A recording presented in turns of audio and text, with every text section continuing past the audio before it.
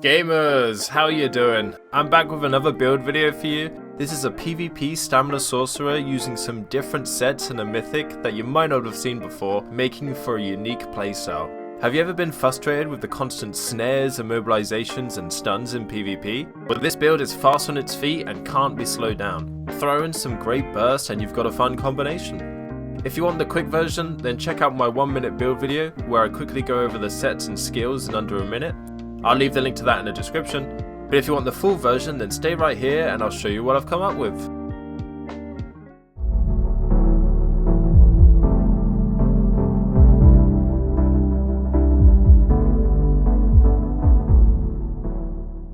Okay, here we go, Stamina Sorcerer. First off, I will show you the stat sheet. It's not going to be too important because we are running a couple of sets that don't affect the character sheet whatsoever, even when we're fully buffed. So the important things to just take note of are around 30k health. I've got a bit of a split of resources, got a few into Magicka just to make sure we can get the streaks and dark deals when we need it. Penetration sitting at around 6k. Weapon damage is going to be completely different. Resistances, crit resist, it's all going to be completely different. About 1,500 stam recovery. Just the important things to know, we are an orc. We are running the Lady Munderstone and we're using RTM Takeaway Broth for the max health recovery, max stam recovery. I am a werewolf, but that's not important for this build. Okay, let's get into the sets. First off, we are running a mythic which you might not have seen before, but I absolutely love. It's the Snow Treader's Boots, which what they do is while you're in combat, you're immune to snares and immobilizations that can be cleansed, but you cannot sprint. I love these because I get so annoyed with my movement speed getting affected. I get snared, immobilized, you can't move. So this really lets me do a playstyle where I can get in and out really quickly, dive into the fight, do some burst damage, get out. That's actually why we're an orc, for that nice movement speed. And we're running some swift jewelry for some extra movement speed as well. You can't sprint, but say I run around like crazy. We got minor and major expedition. So we're still faster than most other players. So it makes a really nice playstyle. So the first 5 pieces we're using is Sword Dancers, which adds crit chance, stamina, weapon spell damage, and then almost 600 weapon spell damage to your dual wield abilities. So that 600 weapon spell damage doesn't show up on the character sheet, which is unfortunate. It's just insanely powerful set. So we've got this on the dual wield front bars. And then we've got it on the legs, the arms, and the helmet. So it's on at all times on the front bar. And then paired with that, we are running Rallying Cry, which, while you have Battle Spirit active, you critically heal yourself or an ally, gives you weapon and spell damage again, and then a huge amount of crit resist. So you can take critical damage like a boss. So we're running this on 3 jewelry, and because it's a light set, you want it on 2 of the smaller pieces. So we've got it on the waist and shoulders. So that's going to be active at all times, both on the front bar and back bar. And then that leaves a space on the chest for the trainee, just for some extra health to get us around that 30k. And then on the back bar, we are running the Vadastran Greatsword in defending. Well, this is when you use rally or momentum. You gain frenzied momentum each time you use a stamina skill, so you increases your damage again and does a little explosion to increase our burst. So this build's super great, moving around, like, because most of the time you die in PvP is because you either get stunned and then you get burst down, or you just get snared, you can't move, you can't line of sight. So this build with the Snow Treaders, it just lets us like pop in and out, control the battlefield how we want it, and it's just super fun to play. So it does mean that we are in 5 medium and 2 light. We do get plenty of resistances, more than enough that what we need. Around 25k on the back bar, and then we get a huge amount of crit resist from our Rallying Cry as well. But because we are pretty much unstoppable, nobody can slow us down, we don't take that much damage.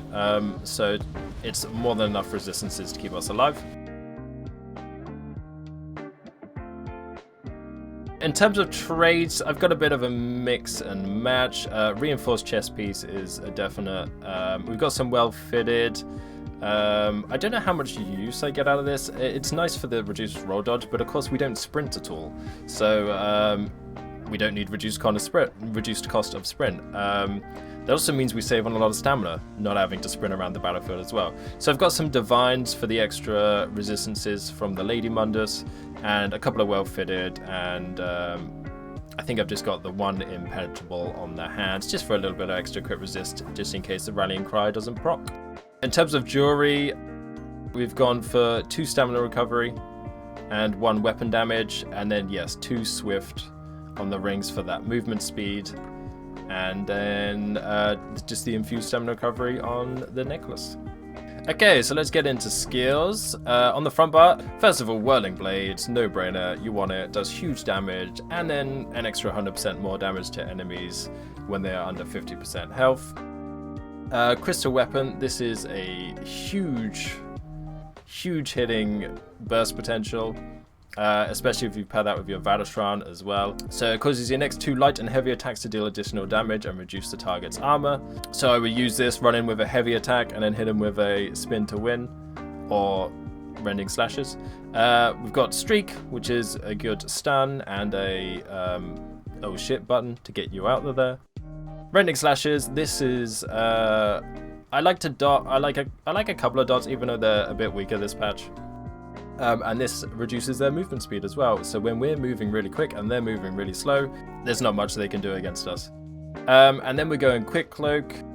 That gives us Major Evasion, which reduces damage from area effect attacks by 20%. That's a huge damage negation there. I think people are sleeping on that. 20% less damage from area effect attacks. That includes things like Dawnbreaker and stuff like that. That's really nice to have. It does a little bit of damage, but we're mainly using it for the major expedition to keep moving. And then of course Dawnbreaker of Smiting for the huge hitting damage and stun and burst potential.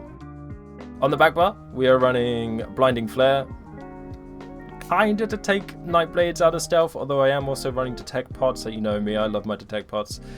Mainly for the major protection though. On the back bar, reduce damage taken by 10%. I pretty much don't hit this button, it's just there for the passive.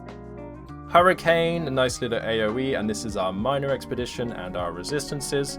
So minor expedition from that, major expedition from Quick Cloak, and we're laughing. Vigor, nice heal over time, and minor resolve, that gets our resistances real high. Dark Deal, convert Magicka into stamina if we're ever running low. Sustain's not bad on this build, again because you're not sprinting very much and you're controlling the battlefield anyway, so you can give yourself time to recover. It's pretty much playing a Nightblade, but with like a Nightblade gank build, but without the cowardly stealth button. Those cowardly Nightblades. I'm kidding, my next build is actually going to be a Nightblade, so subscribe for that. And then Rally, this is a heal over time. It gives us our Major Brutality and Sorcery, and procs our Vadastran. And then we have Temporal Guard on the back bar as well. This is lets you rewind time, bit of a troll ultimate, but it also gives us minor protection. So we have minor protection and major protection on the back bar, reducing damage by a total of 15%. Okay, so looking at this build in action, you're pretty much just gonna buff up completely. As you can see, once you're in combat, you're still pretty fast. I can't sprint right now, but I can still move around real quick. You want to proc your Vadastran by using stamina abilities, and then hit your crystal weapon and explode. And it's easy as that, and then you get out there and reset. So you can do it. There's huge damage potential, huge burst potential, flatten somebody, and then run away again. And say if you run out of stamina, a couple of dark deals. Gotta be careful of crystal weapon, especially in lag sometimes, because it struggles to proc sometimes. So you just gotta be careful of that. But yeah, that's it. Last thing to go through are champion points. Green tree is the usual, nothing that really helps you much in combat there.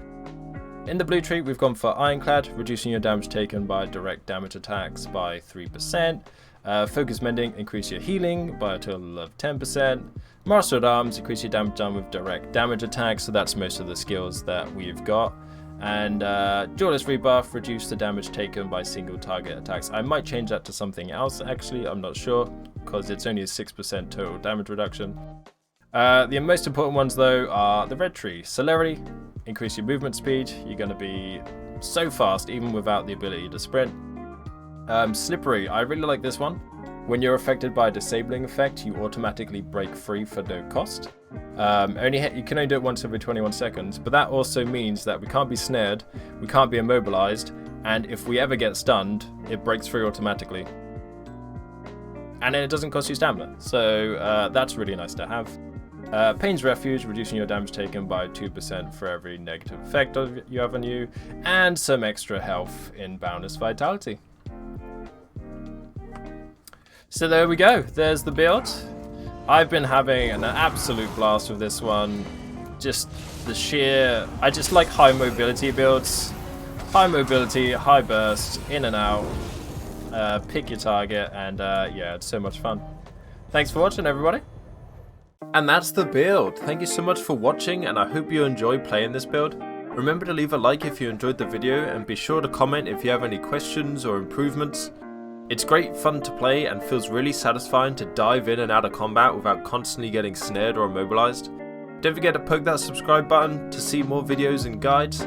Thank you all for the support as always. Thanks for watching, have a great day, and I'll see you in the next one.